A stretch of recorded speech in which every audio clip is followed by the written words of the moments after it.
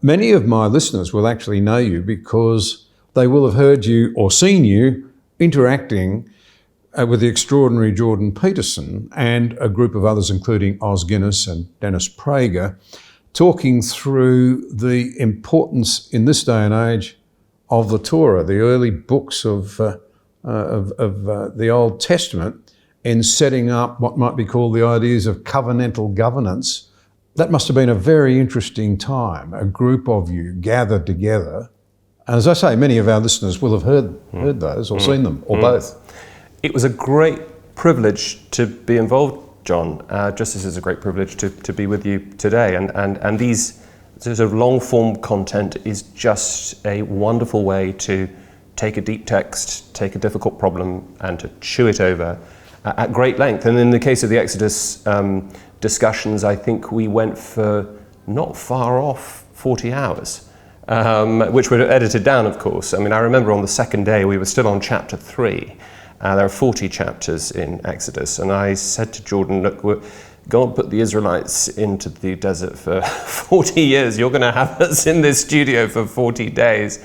And the Daily Wired team very graciously agreed to a second series. But we kept going and going and going because, as you say, the early books of the Old Testament, Hebrew scriptures, are limitless. They are depthless, and both in themselves, they are conceptually fascinating.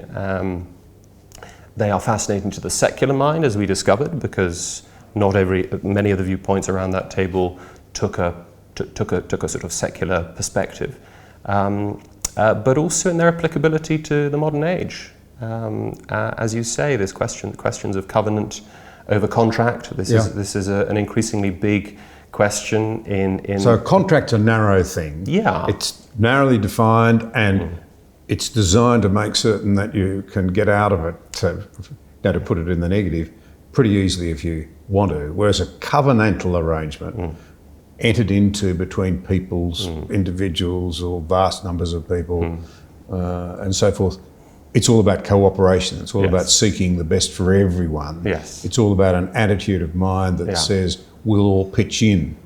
I think that's right. I think there's something intrinsic to the notion of covenant that involves promise and involves a dimension of unilaterality. That is to say, God can't enter into contracts, but he can make covenants, he can make promises, he can certainly constrain himself, he can impose obligations on himself.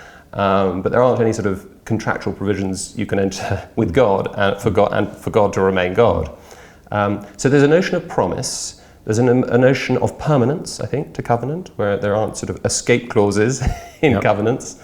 And there's a sense of self-giving, of a kind of, I suppose, a form of grace, a sort of gift. You covenant and you make a commitment, you bind yourself, and that elicits the binding of another. The free entering freely into a covenantal agreement. And I think, of course, the question that looms once you've moved from questions of social contract and the contractarianism that develops after Hobbes and Locke and Rousseau in the 17th and 18th century, you shift towards, if we start thinking about covenantalism, you do start thinking about the vertical covenant, which is, of course, where Exodus begins and Genesis begins in many ways, that the horizontal covenant emerges out of, is underwritten by a vertical covenant. Now that's a much more difficult question to address in an age that is as secular as ours, where religion has been, as it were, privatized. It is something that's been domesticated.